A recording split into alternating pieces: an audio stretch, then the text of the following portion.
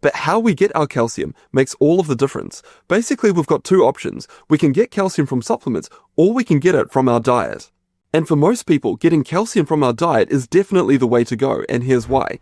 Just as we saw, the current theory is that the negative health impacts from calcium supplements may result from the way that they spike the levels of calcium in the blood. And critically, calcium that we get from our diet doesn't do this. And if this indeed is the mechanism for the problem with calcium supplements, we should see evidence of increased heart risks with calcium supplements, but not from calcium from natural sources. So is this what we find? Well, one large cohort study set out to test that idea. They looked at measures of calcium buildup in the arteries and how these changed over a 10-year period. Here's what happened.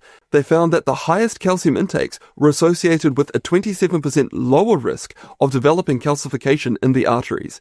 And at the same time, the risk was 22% higher for those who used supplements compared to those who didn't. So sorting this data differently, they found that the highest risk group was the supplement users with low total calcium intake, and the lowest risk group were the non-supplement users with the highest total intakes of calcium.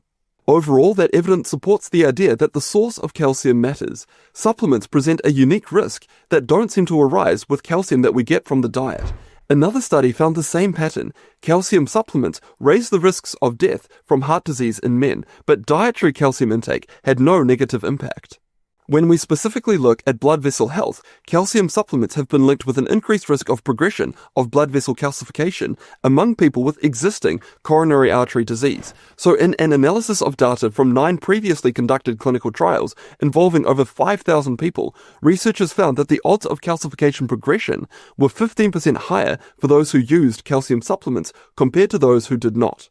But aren't there certain at-risk populations that should use calcium supplements? Well, not necessarily. One large study looked at how boosting calcium from the diet might help elderly patients in managed care facilities.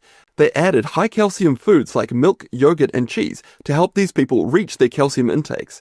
The new diet reduced risks of bone fractures by 33%. Now, there are some people who may need calcium supplements.